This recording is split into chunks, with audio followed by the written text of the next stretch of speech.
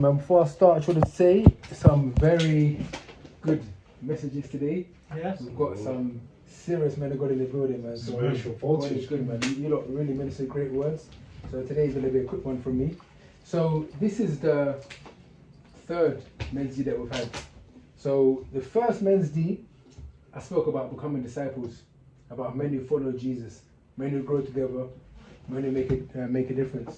The second men's D, I spoke about follow me and I'll make you fishers of men. So the next one was about fishers of men. We spoke about reaching people, inviting people, sharing our testimony, going after the one. Because remember, like I said, Jesus didn't save you guys to sit in church. Remember, Jesus saves you, then he sends you. But tonight I want to take it one step further. Tonight is about not just catching the fish, because who knows that if you catch the fish, it's not enough. You can't just catch the fish and leave it there. Now it's about men who build men. A lot of the time we celebrate, oh, this guy came to church, oh, he gave his life to Jesus. He came from outreach, he responded to the altar call. Listen, heaven rejoices when people are saved, right? But in Matthew 28:19 it says, go therefore and make disciples. A convert makes a decision. A disciple develops a lifestyle. A convert says, I believe in Jesus. A disciple learns, how do I follow Jesus? How do I pray? How do I fight temptation?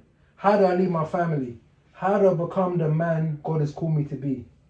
That's discipleship.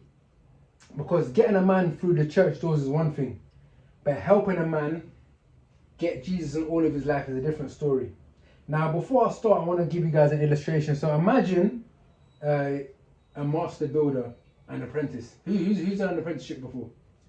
He's done an apprenticeship, alright, cool. So on the first day, when you start an apprenticeship, you don't know what you're doing. You don't know how to measure properly, you don't know how to cut, you don't know how to read plans. So the master builder has to teach the apprentice what to do. He shows them how to measure, how to cut, how to use the tools. Day after day, the apprentice watches and he learns more and more and more.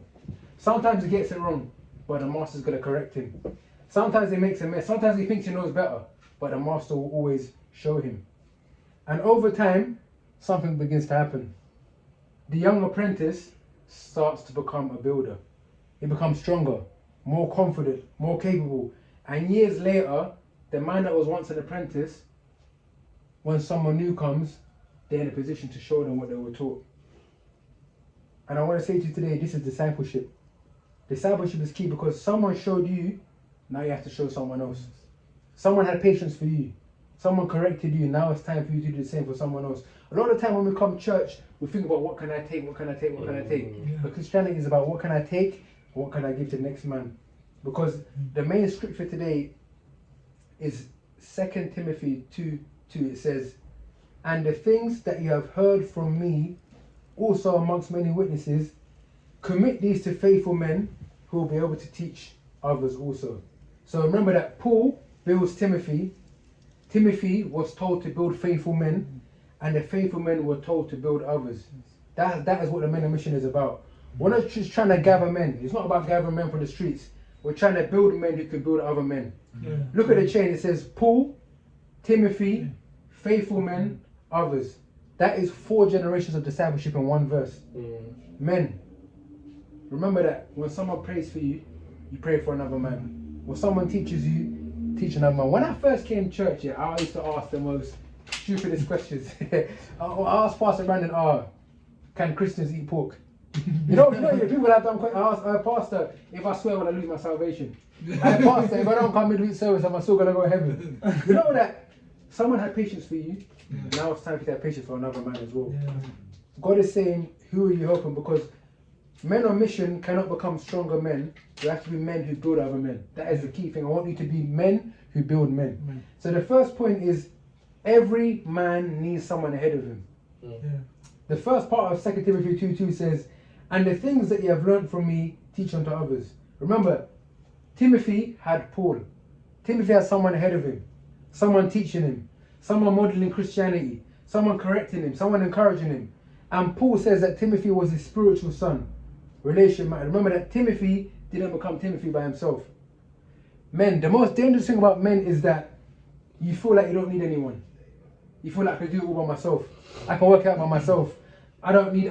Me and God can do it ourselves. Yeah. You sound spiritual, but you're actually very stupid. In the Bible, look at it. Moses had Jethro. Joshua had Moses. Elijah had Elijah. Paul had Ananias. Timothy had Paul. The disciples had Jesus. Even David had Samuel and Nathan speaking to his life. The problem with men is that men are terrible for asking for help. We don't ask for help. If a woman gets lost, she'll ask everyone for help. Yeah. How do you get here? But when a man gets lost, he'll just stay lost by himself. A lot of time in church, a lot of men are just lost.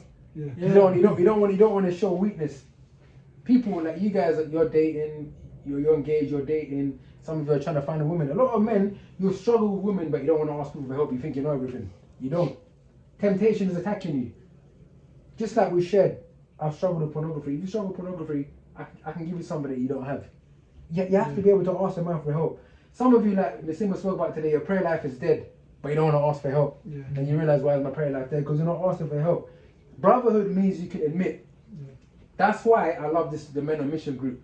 Even when we were sharing about pornography and certain man having wet dreams, and it's like, bro, I love the realness. Like, is that realness, yeah? That's true brotherhood. Well, I can share what I want to share with you, but there's no judgment coming back. I love that, guys, yeah? Now, some of you guys go to the gym. I think you'll go to the gym. Yeah. You definitely go, you go to the gym. But when you're in the gym, when a man is carrying something like a bench press on a bench press, you need a spotter. Yeah. Now a spotter doesn't lift the whole weight for you. He'll let you carry it, but when the weight becomes too much, the spotter's going to give you a little help. Yeah. That's discipleship. If I'm discipling you, I can't live Christianity for you.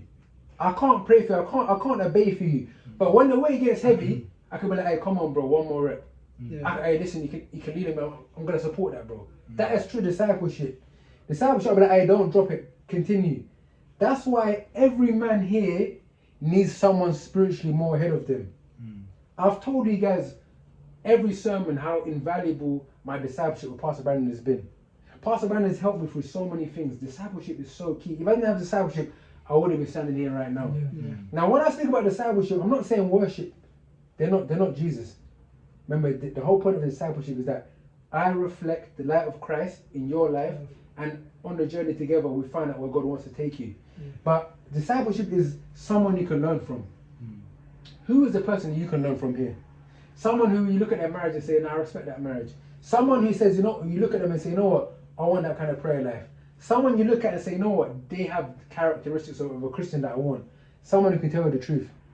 Now, the first one I want to ask you is, who can correct you here? Who can say to you you're wrong? Because if no one can correct you, I'm telling you right now, man, you're in a dangerous place. Yeah. Men have to be men, you have to be under authority. Yeah. If you're not under authority, then you're wild. You're lawless. Some men, yeah, you say you want a mentor, but really and truly you want a fan. You want someone to be like, hey, come on, bro. You just want someone to blow smoke up your... you just want someone to be like, hey, yeah, you're doing well. Yeah. But listen, a real disciple is going to tell you when you're wrong. I hope you don't mind me saying this earlier, but when Oli first came to church, yeah, I said to him, brother, praise and worship is dead, fam. On my line, I said to him, bro, like, I'm not being rude here, but it sounds like you're tone deaf. Like, I'm thinking, should I even remove him from praise and worship? Because I'm like, the man just, make it better. I'm like, yo, are we trying to bring people to the house? Are we trying to usher people in the presence of God? Or are we trying to get people out of the church? What's going on here? I said, hey, you need to fix it, bro. Yeah. One thing about Oli I'll give him is that, bro, the man listened to what I had to say. Wow. Yeah, he didn't say, oh, who are you? I gave him one scripture about how, what was the king? I forgot the king, but basically that the worship team were led in front of the battle, and I'm saying, hey, listen, bro, you're bringing the presence of God into the service. I challenge, you know why I challenge Oli? Yeah. Because I see greatness in this man. Yeah. You know, I see greatness in all of you, bro. That's why I'm going to challenge you guys. I'm going to say to you guys, hey, stop making excuses. You know, real men don't make excuses. Yeah. I'm going to tell you guys, you need to get back into your prayer. I'm going to challenge you guys. I'm going to say, hey, stop entertaining women.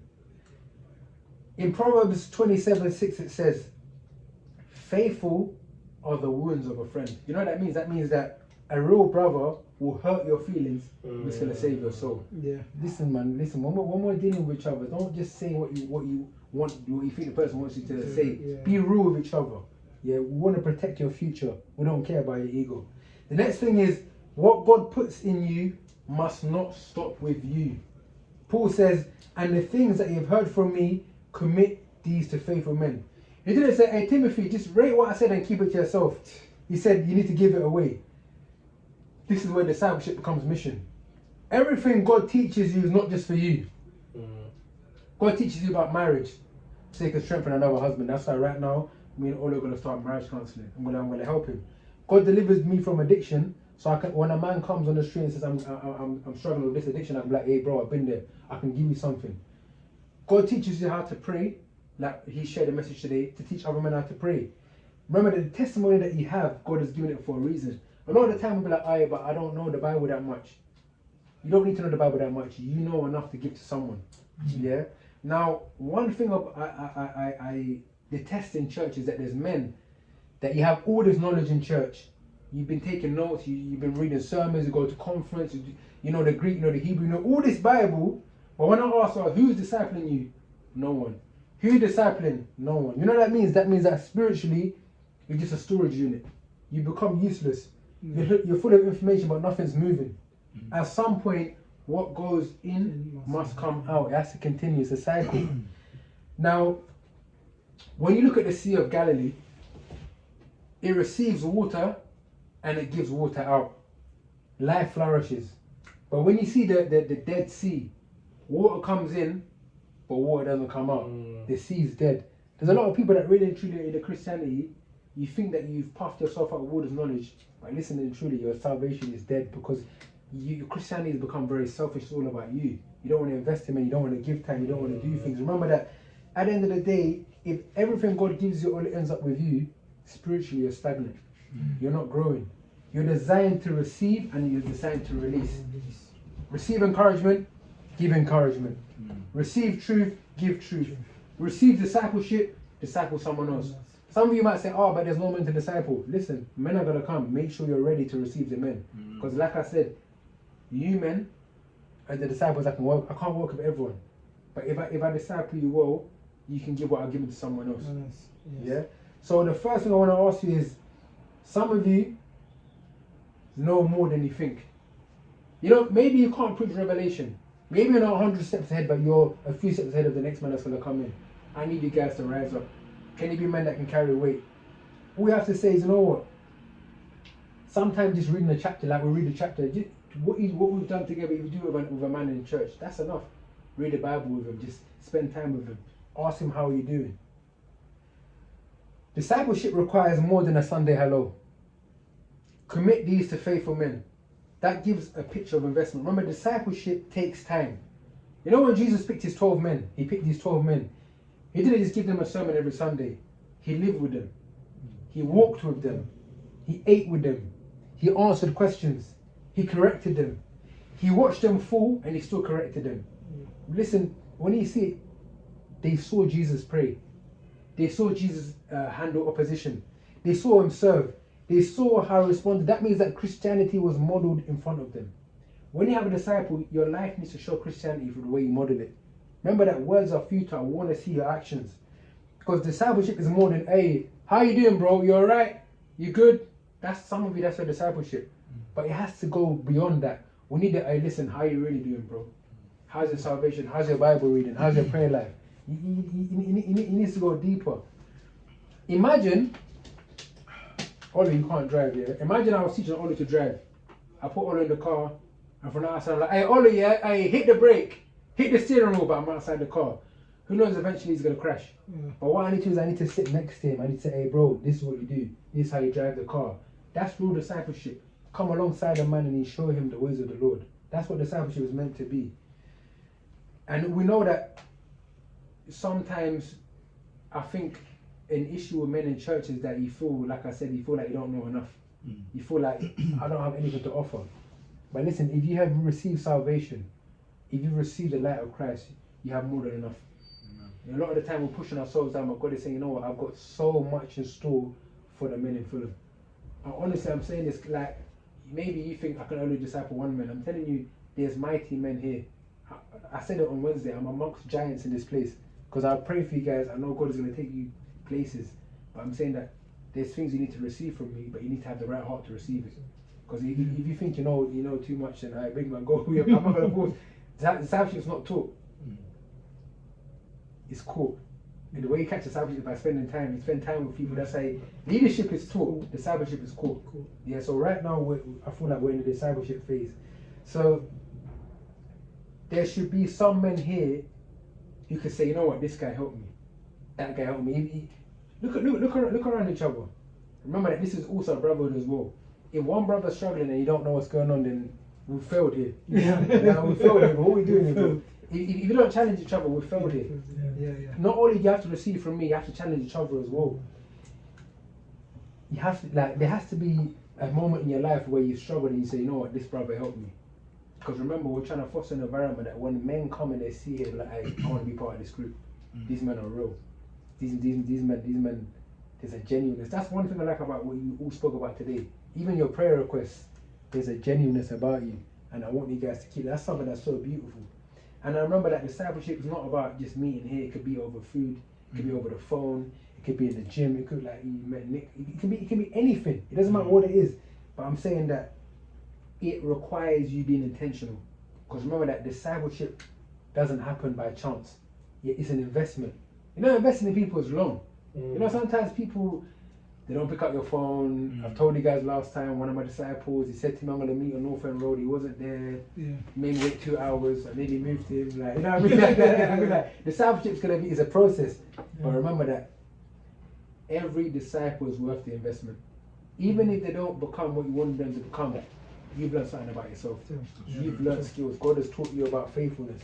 And the challenge is, Galatians 6:2, it says, bear one another's burdens and so fulfill the law of Christ. Sometimes a man doesn't need another sermon. They need you to walk beside them. Are you willing to walk beside that man? Now the fourth thing I want to discuss is, we are not building fans, we're building faithful men. Paul says, commit these to faithful men. Notice that Paul doesn't say talented men. He doesn't say confident men. He doesn't say the special men. He says faithful men. Because listen, people can be talented. But faithfulness means you can be trusted. You know, that is, I'd rather have a faithful man than a talented man. At least you can say, you know what? The kingdom of God is built by faithful people. That means it's a man who turns up on time. A man who keeps their word. A man who serves and no one applauds. A man who prays and no one sees. Men who are still there when the excitement dies out. You know, in the beginning, everyone's excited. Hey, Pastor Solomon, hey, we're excited. But the excitement's going to wear off, guys.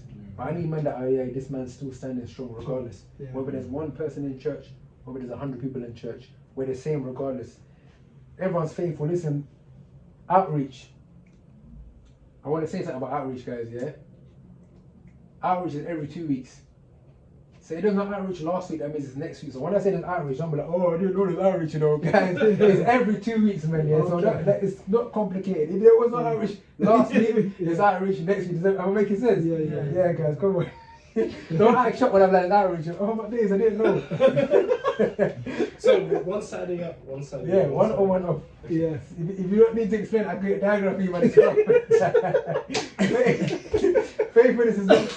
So faithfulness is what you do when you no longer feel excited. And I'm saying that Jesus needs men who can be trusted. We need faithful men here. Men whose yes means yes. Men who are going to be great husbands here. Men who their children know they can depend on you. Who the pastor can depend on you. Can I depend on you? I believe I can, and I believe you're going to show me that you can. Men who other people can trust you as well. Now, when we look at David and Goliath, before David met Goliath, we know David was faithful with the sheep. No one was like, oh, look at David, he's going to be an amazing guy. We didn't know he was going to be amazing. He's just a guy that was looking after the sheep. But God was watching. That means that David learned responsibility in obscurity. He fought the lion. He fought the bear. David had history with God. And a lot of the time, someone said that public victory is built on private faithfulness. When it comes to discipleship, a lot of the time, I want people to say, hey, I've got 5 disciples, I've got 10 disciples, I've got these disciples. You know, when I was in Kingston, I used to disciple men. When I left the church, Pastor Randy, when I was discipling them, I never said, I've got all these disciples, I just did it. You know why I did it? Because I was fulfilling what God had for my life. A lot of the time, we do things because we want people to rate us. But God is saying, you know what? I want you to do it for not for recognition, but because you're doing the will of God. Yeah. And what is your motivation for the discipleship? Because God watches when you do small things. God's watching for the faithful people. In Luke 10:16 it says, so in Luke 16:10 it says, he who was faithful in what is least is faithful also in much. So the thing is, can God trust you in the small thing? Can God trust you with the convert that just came yesterday? Can God trust you with Mark that just come to the church? Are you faithful? Or you a lot of the time was, I want a disciple. I used to be like, I want a disciple that looks like me. But listen, you know that in the house of God it don't work like that. Yeah. Remember that. Listen, today we met a gay man on outreach. We brought the gospel down from the guys. I'm going to come to church on Sunday. I don't care if you're gay, if you're straight, if you're black, if you're blue. I don't care what color you are. If we have Christ in common, we can roll, fam. And that's the mentality you have to have, bro. Yeah? Remember, it's not about color. The next, and before I go on, I want to say, I repeat again, I will take a faithful man over a talented man any day of the week. Faithfulness is a currency you can't buy, fam. A man of integrity, you can't find that anymore. I don't care if you're the best preacher or the worst preacher. If you're faithful, God can take you far. I'm telling you, bro, before I came to church, I'm no one special. I can't even speak properly, guys. But God said, you know what, I can use this guy. You know why? Because I'm faithful. You need to be faithful, man. Amen. And the last point is real discipleship multiplies. Paul says, he finishes with, who will be able to teach others also. There's always meant to be multiplication. Discipleship is all about multiplication. Paul reached Timothy. Timothy developed faithful men develop others. And 2,000 years later, we're talking about the same thing, discipleship. Discipleship is generational. Yeah. It's generational. You've come from Pastor Rosen. Pastor Rosen's come from Pastor Courtney. Pastor Courtney's come from Pastor Jay. Like our lineage continues, bro. But the thing is, if you don't continue the lineage, it dies with you. Yeah. What are the generation going to say about you tomorrow? Remember that just one faithful man here can continue this. Even Potter's House Fulham will be built on discipleship based on you guys. Remember that we don't want it to be one generation. We want it to be me to Olu, Sam to someone else. We want it to continue, guys. That's how we want it. And the only way I can describe it is like a relay race. When you run a relay, you have a baton, right? Yeah. Man running with a baton. But there's a time to pass it on. Yeah. If I don't pass on the baton, you know that we lose the race. Yeah. But if I give it to Sam, Sam needs to give it to another man and he needs to continue. That is true discipleship. The question is, who are you passing the baton on to right now? You need to ask yourself. Like I said, even if there's no man to disciple now, are you prepared for the man to come? Because the man will come. And I'm going to say, hey, December, deal with that guy. If that discipleship flops, I'll be like, hey, December, like, bro, that was your guy, what happened? Do you know what I mean? You know, pressure, bro. That's for everyone, right? And I'm saying that, like I said, when we don't pass the baton on, we all lose. Yeah. But we don't want to lose. Remember, the gospel can't stop with you. Faith can't stop with you. Your children have to receive something. The younger men, the new converts have to receive something. Our church is built on men who are willing to build. Are you willing to build? And one key thing I want to talk about is legacy. When people talk about legacy, they be like, oh yeah, man, I want to have this many houses. I want to have all this money. That's your legacy. But spiritual legacy is what disciples did you leave behind. When people die, one thing promised to every man here is we're all going to die. We're all going to die. Or maybe we'll get taken by the rapture if God, if Jesus comes before. But I'm saying we're all going to pass this world. One thing that's going to stand is your discipleship. What man did he build up? What man did he carry on? What did you do for God? A lot of the time, oh, God bless me. God is saying, no, I'm going to bless you, but I need you to do something with that as well. Yeah. And the question is, who is discipling you and who are you going to disciple? You have to prepare your hearts, guys. The last thing I want to say is that look at Barnabas in the Bible. When you look at Barnabas in the Bible, he's no one special. But it says that when Paul first came, the Christians were scared of Paul, and he says, you know what? Now this guy, he's actually a good guy. We looked at John Mark. When John Mark failed and Paul threw him away, Barnabas took him. Listen, we need men like Barnabas that you can look into a man and say, you know what? You're rough around the edges, but God can do something in your life. You know, people need that kind of, that you need to speak life into people. Are you willing to speak life into people? Because remember that, like I say all the time, but when I first came to church, you can ask Sammy, I was a joker. Come on, my trousers half down. I came broken, depressed, gambling, drinking, smoking, hopeless. But even with all that brokenness, Pastor Brandon said, hey, you know what? Yeah, God's got a plan for your life. Just them words, 12 years ago, And even though I've been up and down, I've failed at whatever, I've messed up, I've no Pastor Brandon, I've messed up, but eventually, look where I am now. Because you know one thing about his discipleship is that he never threw me away. Even now, standing in chapter for many years, he called him today. Because Pastor Brandon showed me that discipleship is a process where you may not see the fruit straight away, but you have to be consistent. Can you be consistent? A lot of the time we're willing to throw people away. But who are we to throw people away if God didn't throw us away? You know what I'm trying to say? So we need to have that heart. So the last thing I want to say, like I said, is who's discipling you? Who are you discipling? I need you guys to ask yourself that question, because if there's no one speaking into your life, I'm telling you now, something's gone horribly wrong in this church. You need to be discipled. You want me to disciple you, chat to me at the end. So the first thing, like I said, is the first we spoke about following Jesus. The next thing is being a disciple. This was about men who build men. So that's the process. Firstly, follow, then get discipled, then build men. You know where you are on this chain. Wherever you are on this chain, it's not an issue, but make sure you're going to the next stage. I need you guys to get to the next stage. I'm going to give you guys baby food. But at one point I have to start giving you my meat, bro. Straight leg of lamb, bro. And then we'll start with the baby food, but as soon as you're gonna, So as I finish, I just want to say, look, this is the final challenge for today, This month, I want every man to think of 2 people, like I said, who's sharpening you and who you're sharpening. Ask yourself that question. Even if you don't have the man you're sharpening, I want you guys to be intentional and say, hey, God, bring me a disciple. I want a disciple, and man, God, send me someone to work with.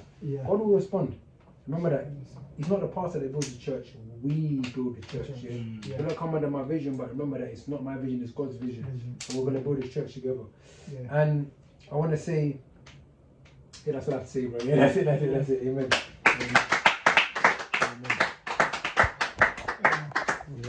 Cool. Any questions, guys? Yeah, we've got a lot of questions. Go.